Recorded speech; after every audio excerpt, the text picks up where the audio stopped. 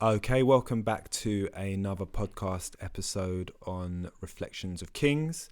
My name's Nick. I've got Jamie and Chris with me today. We've got quite a few questions. We'll be looking at chapters 1 Kings 19, 1 Kings 21 and 1 Kings 22 today. So I'm going to get stuck straight in. So first question's on 1 Kings 19. That was when Jeremy shared. First question: Jane's story shows that stuff doesn't always go our way. How can we avoid making our hope conditional on certain outcomes? So I'm not going to recap on Jane's story, but I'd encourage you to listen back if you haven't heard it. But essentially a very interesting story where a lot of things went wrong for her. But she, found God in it all. How can we avoid making our hope conditional on certain outcomes is the question. My first thought on that was, what is the object of our hope?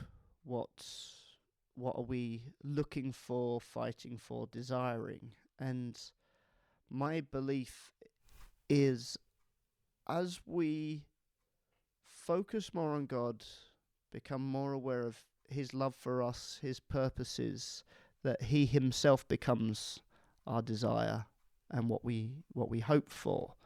And if that's the case, we'll never be disappointed, because God can use any turn in the road, any experience, to glorify himself and to make us more like him.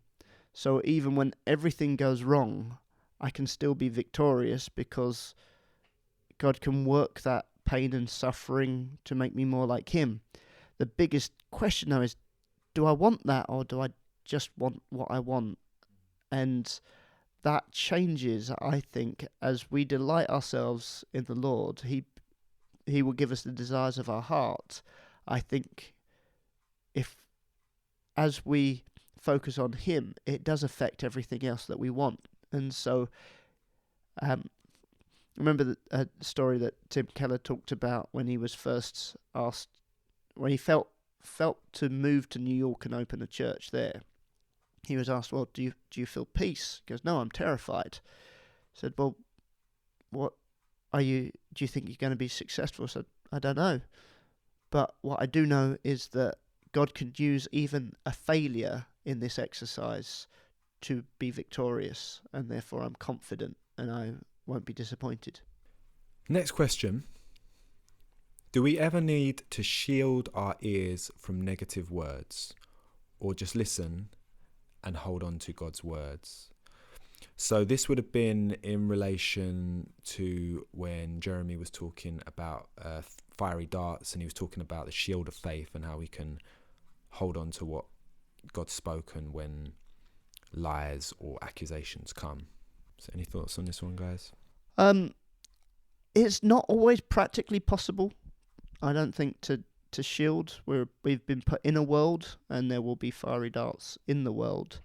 I think if you know that someone is bringing something that is undermining or troubling, you may have a choice to say, okay, well, I'm not really wanting to expose, or I don't want to open my heart to this person because they would take the opportunity to bring negativity to me. So I don't want to do that. But I think the key point I'd take from Jeremy's message is, when you realise a dart is stuck in, what do you do about that point? And it's coming back to God and saying, I'm realising now what I have heard or what has been said is causing me to retreat or act in a way that isn't in line with what you would have for me.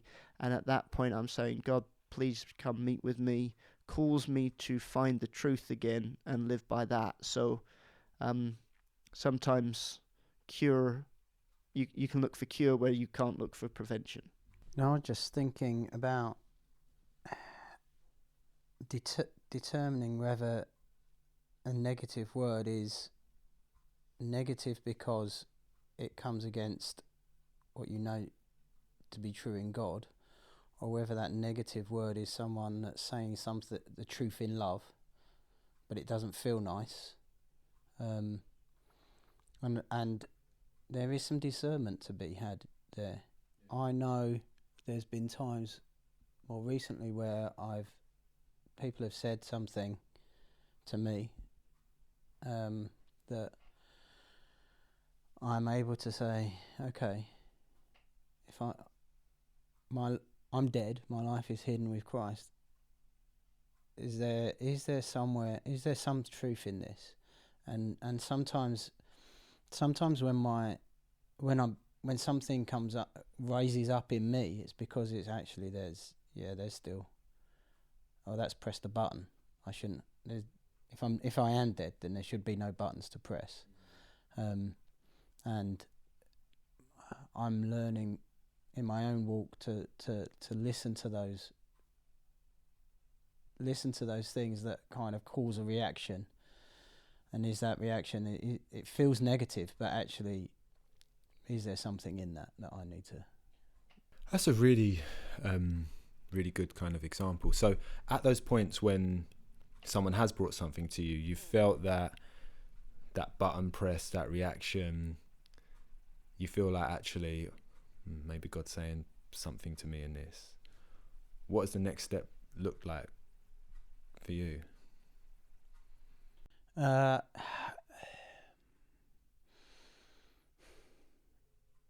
think it's hard for there to be a next step if you're unyielded, and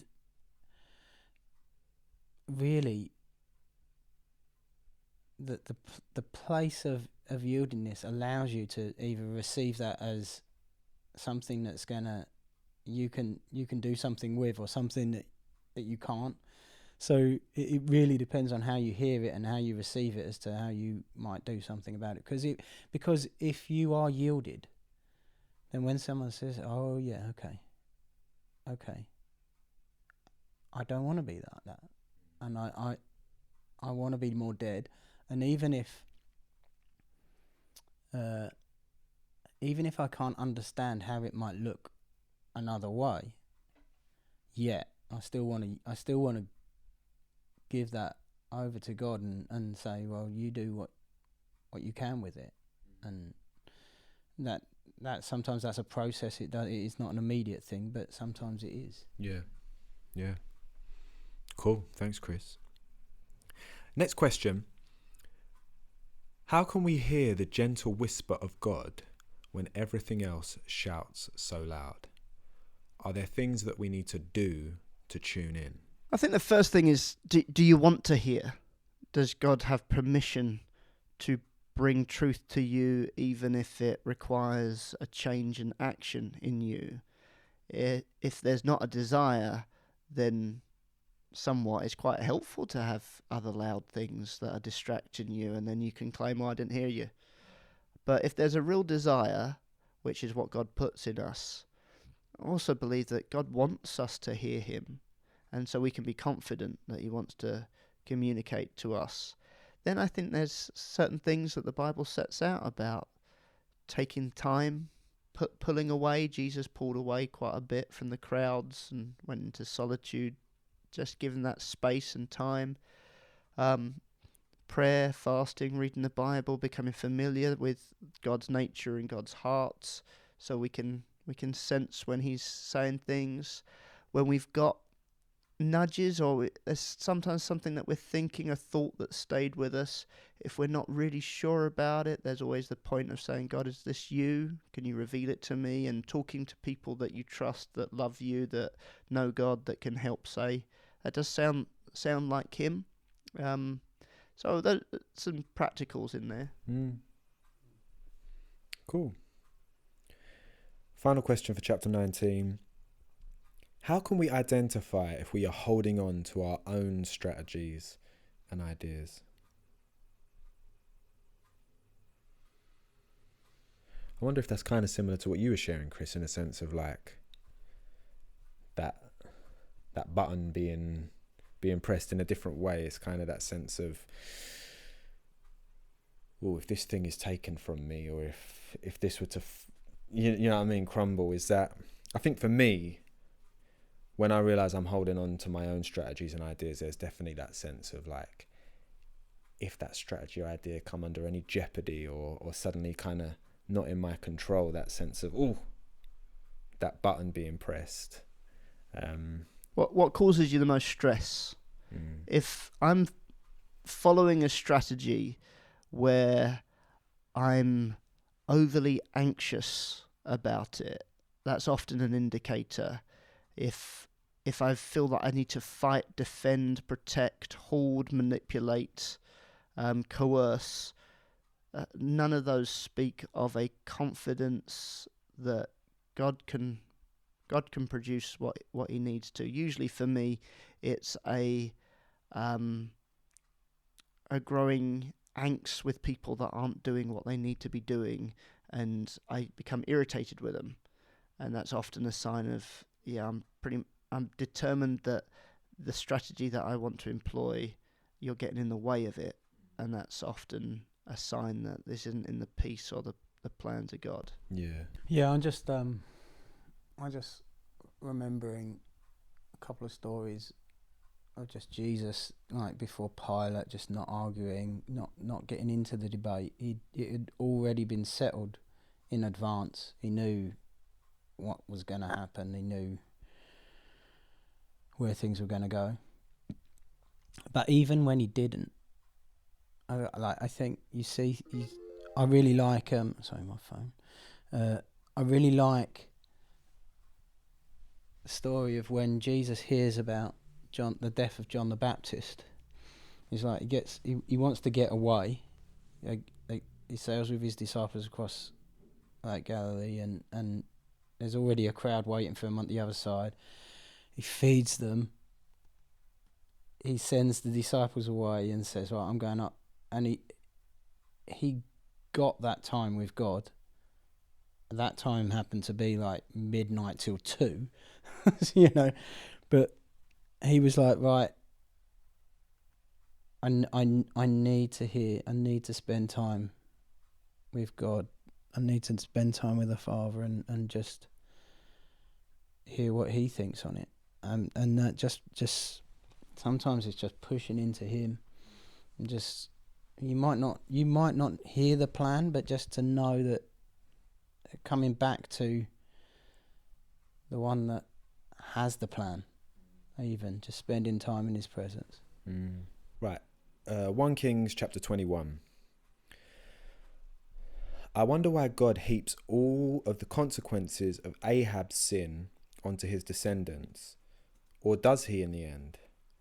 Why couldn't God just forgive Ahab? Yeah, that one feels a little bit tricky when we see it as it is there.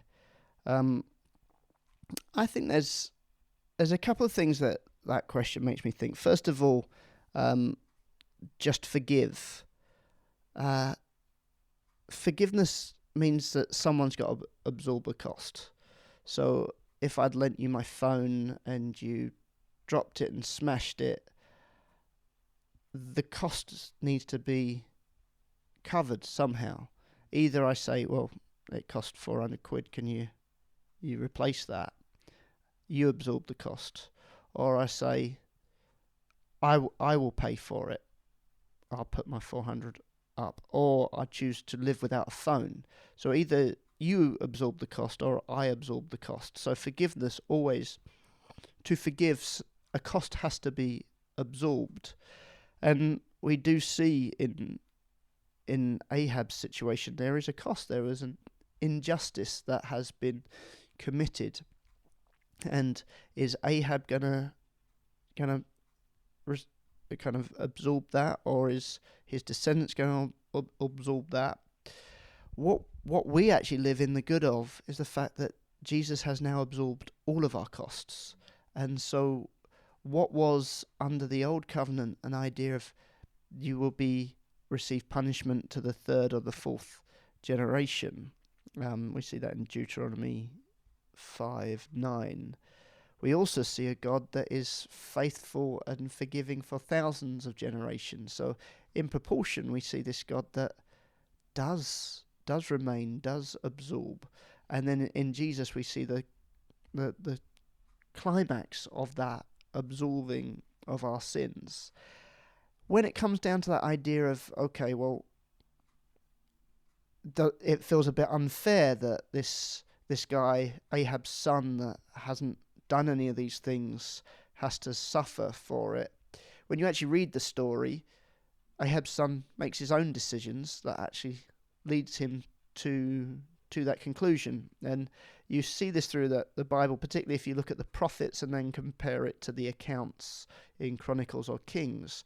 There's often God takes the credit. He says, I'm going to raise up nations against you, Israel, to discipline you. But then when you read the accounts of the kings have gone and picked a fight out of arrogance with a nation that's stronger than them. So who was actually responsible? And within the King series, we used clips from Bruce Almighty to kind of show that idea of, was it Bruce's choice or God's choice that led it to happen? I see that they're both at work, but there was one who committed no sin, onto whom who all sin was placed. There's only ever happened once, and that was Jesus, and he cleared all of our debts at a cost to himself. Yeah. Next question. When is desire bad? Is it when it's attached to addiction, or when it's only benefiting your own needs? Or in brackets it says greed as well. So when is desire bad? Is it when it's attached to addiction or benefiting your own needs or obvious greed? I'm kind of reminded of a verse that stuck with me from Jeremiah 2.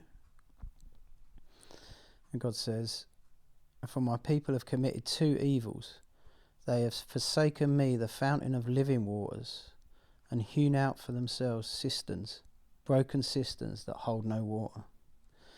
And the reason that comes to mind is, I think whenever our desire is for something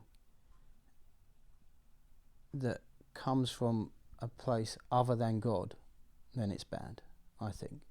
So if I'm looking for something and it's to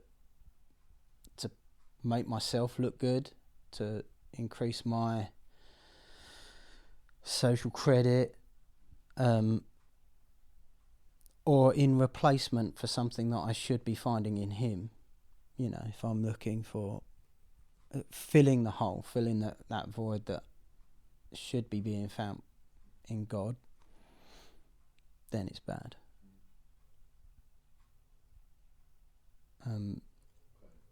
James, I think in James it talks about this idea of us being the kind of a wife that would go into her husband almost to like get money and then go and take the money and go and sleep with someone else, and pay and go and sleep with someone else. It's like, I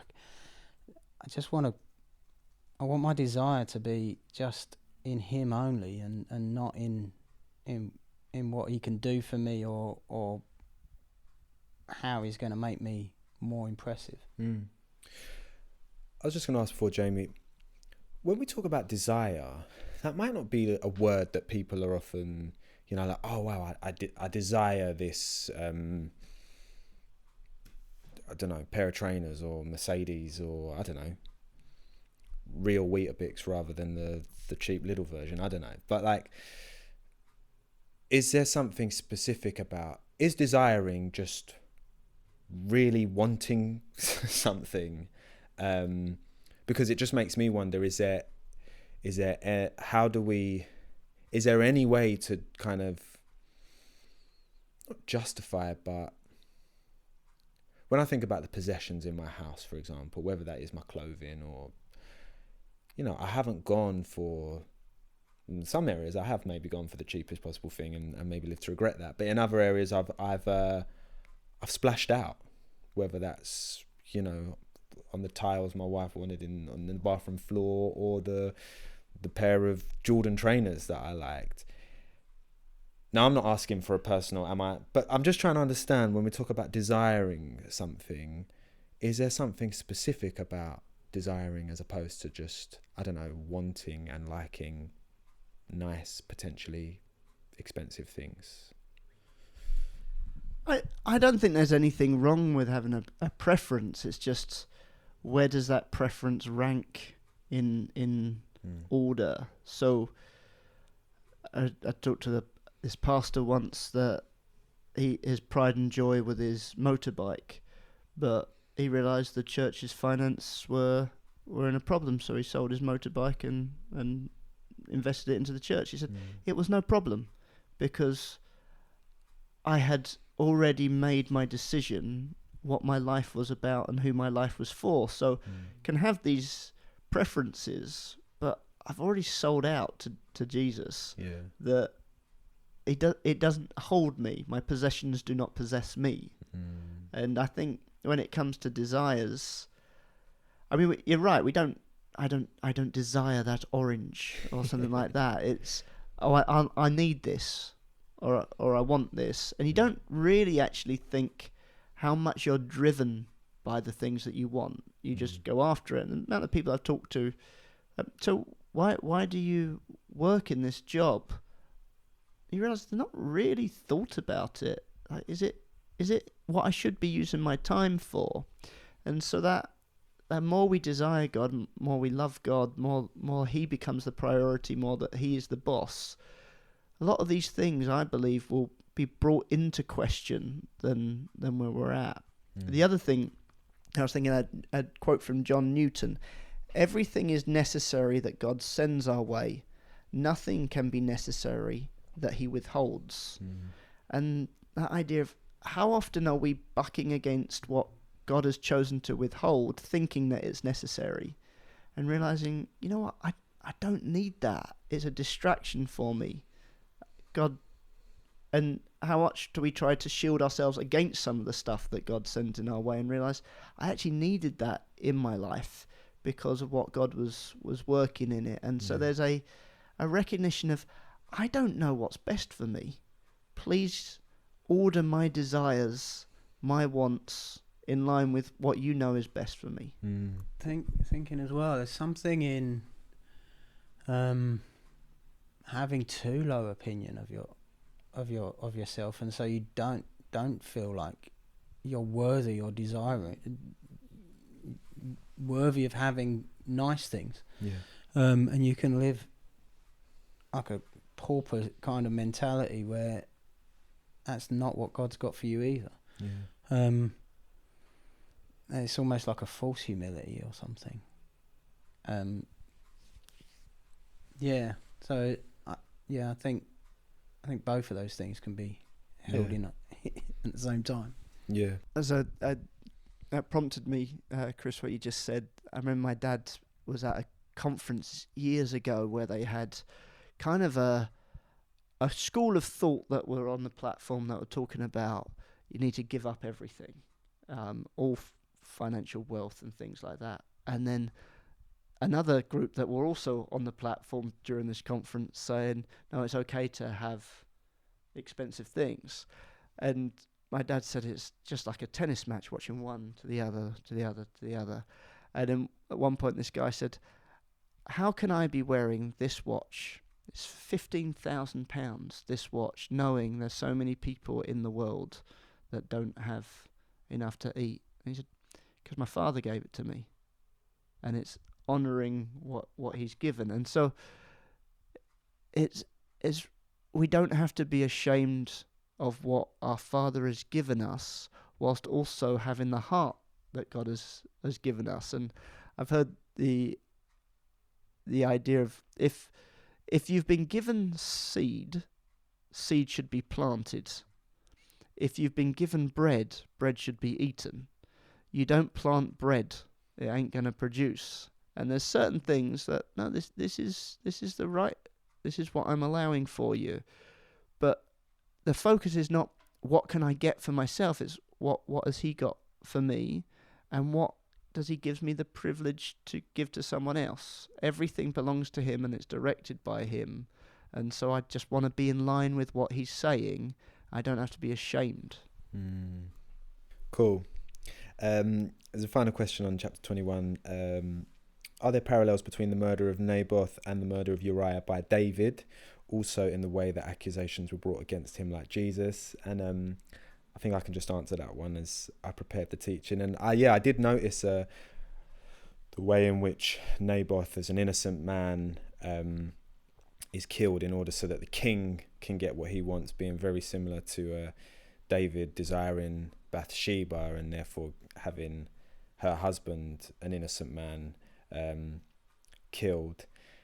And also, really interesting point in the way that accusations were brought against Naboth in the same way that they were brought against Jesus, an innocent man who died a death that through no sin. And I think it's just a really interesting point of Jesus, even as a descendant of David. We just see how just amazing Jesus is, that in his lineage there is this king who did a lot of good but was also a very, very, very flawed individual, and here we have Jesus who took on our sin and died the death that we should have died in order for us to be in relationship with the Father.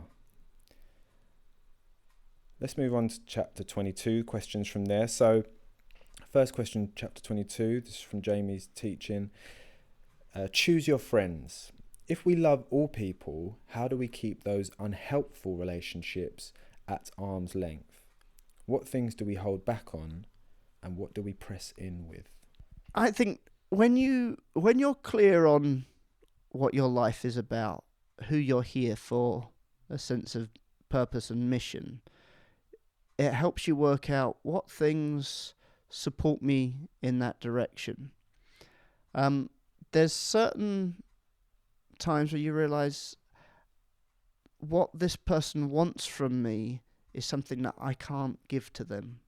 Not that I wouldn't want to give to them, but they're crying out for a connection with God, but yet at the same time they're not willing to surrender.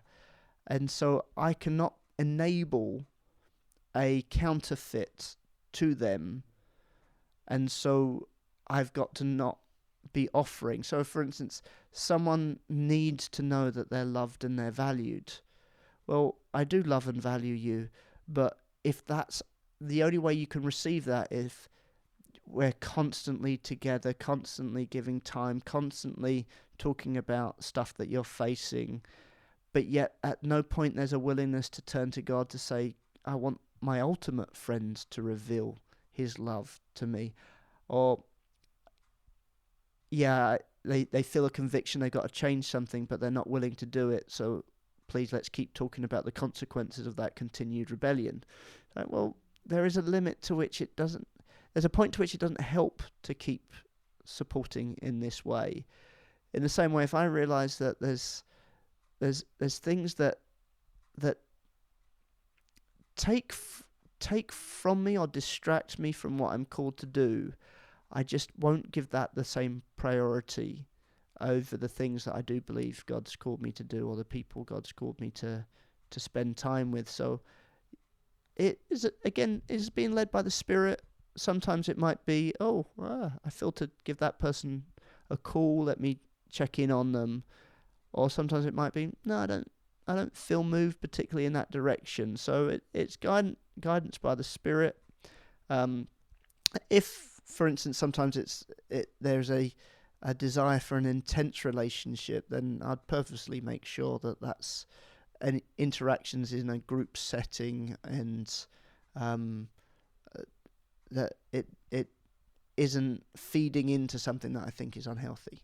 I'm just thinking, as you're talking, Jamie, about situations where I've been in where it's almost like, people are wanting something from me, as you're saying, that you're not prepared to give them. Almost like they want the answer, that they want to be validated. They don't want to go to God. They want you to do it. Or love them when, can you not just love me where I am, I suppose. So I've in that, not had to think to myself, well, I just can't do that, I'll withdraw myself. It's like more often than not, the person will withdraw from me because I'm just not going to scratch that itch for you. And I think that's more. I think that's probably more likely. I don't know. What do you think about that? Yeah. Particularly when the idea of love me where I'm at. Yes, I do love you, but I don't validate it. And there's a joy of God inviting you to something else. But yeah, I definitely agree. More often than not, people would withdraw from us if we find it. If our clarity on what we want for them brings a conviction that they're not prepared to follow, then that's often the way it goes. All right, next question for chapter 22. Shema, which means to listen and obey. Seek God first. What can we do when God doesn't tell us what to do? For example, which job to take, which house to buy, which person to call. Are we writing off the idea of flipping a coin?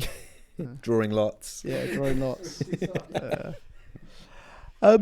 I think the things that I was saying is make sure your heart's clear. There's no hidden sin. Make sure that you're in accountable relationships. That's part of the way that God looks after us. If there's a desire to hear, this is a question in front of you. You've given God the opportunity to set the agenda himself, because he might want to be talking about something else. Sometimes it comes down to the fact that maybe God doesn't really mind what decision we make on some of these things. They might seem huge to us, but they're not necessarily huge to God, in which case make the decision based on what it seems the most reasonable, because God does give us a brain to work things through. And so maybe it's something that we don't need to stress about, and there's not a right or wrong answer on these things. It's more about how we've come to the conclusion that is more important. That's often about our heart position, including how we are open with our lives to each other. Yeah. I've found for myself, and I think I've heard Jamie, your dad, speak about it this way before. Like, it's easier to steer a moving ship. So sometimes you just got to go, start pushing on some things, and then just see where, if you get peace, or like, I think we're better at picking up God's no than we are sometimes at picking up what he's saying beforehand. So yeah, I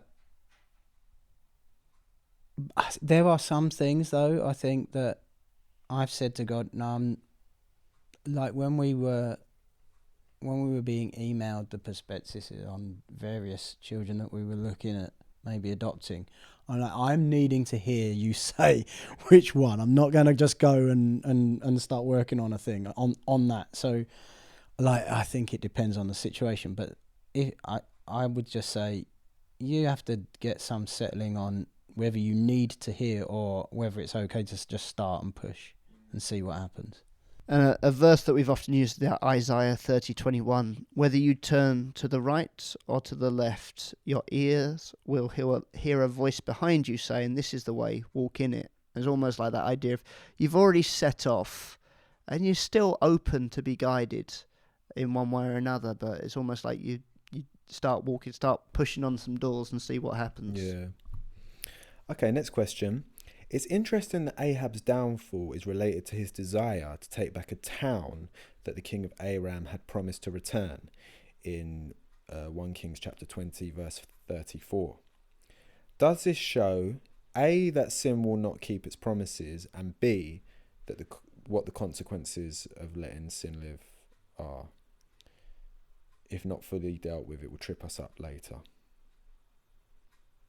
That's a meaty question. Yeah.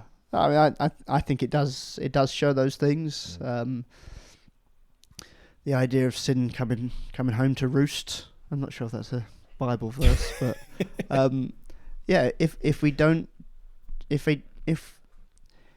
we allow things to continue, it will mess us up, because sin is destructive, and it's the opposite to what God's got for us. There's lots of warnings in the Bible about it's the little foxes that ruin the vineyard, or a little leaven leavens the whole lump. It's those things that God has flagged to us, warned to us, challenged us on. You ignore those warnings at your own peril. And the prophets that were coming to the kings this whole time were warning. Israel were warned and then ultimately got destroyed. So that's a consistent thing. If you don't deal with what you are being graced and told to deal with, it becomes a problem. Okay, cool. Final question for today.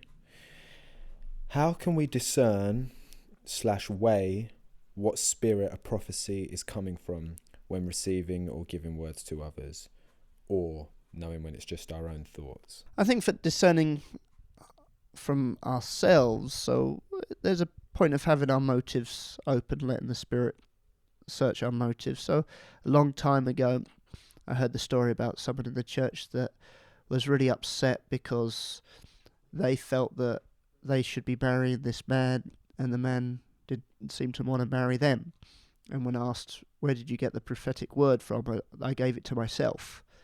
And so when we've got emotions, and emotion is part of what God gives us, but they can sometimes pollute or cloud our ability to judge. And so in those times, we want to get the Spirit to search us, be open to other people that are around us, and sometimes just being honest, like, this is really what I want.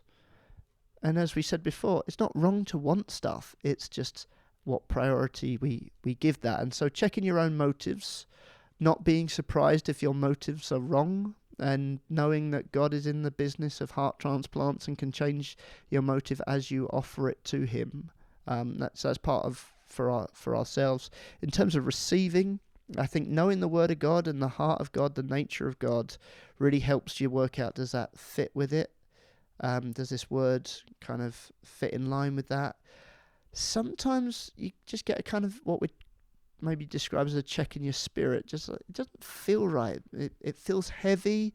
It feels dark. It doesn't feel like the good news of something that God is not bringing life and joy with it. Now, you can feel life and joy even when God tells you to give up something that you really have grasped hard onto. And I know people that have just felt this joy of, I can give up my dependency on this medication or things like that. And so sometimes it's not about the joy that comes is a sense of God has spoken to me, rather than it's not going to be painful to embrace this. I think if God said something through a prophecy, like he'll either make it's either a prophecy and it will happen, or it's not a prophecy and therefore, well, whatever. We haven't got to look at prophecy and think, oh, I've got to get behind it and do something with it necessarily. And I think if there is something that God is saying, he will confirm that. It won't just be like, he will make it obvious. He won't leave us kind of, is it not? So I think probably that there's something in a lot of the time he's just letting us know what he's about to do. Okay, all right then. and we can try and make it happen, or we could just sit back and just let God do it. Yeah, that what Chris just referred to, Mark 16:20. Then the disciples went out and preached everywhere, and the Lord worked with them and confirmed his word by the signs that accompanied it. And so that would be an idea of you're just expecting God to confirm what he's saying. All right, guys, thanks very much. That's all our questions, and we'll leave it there and be back soon.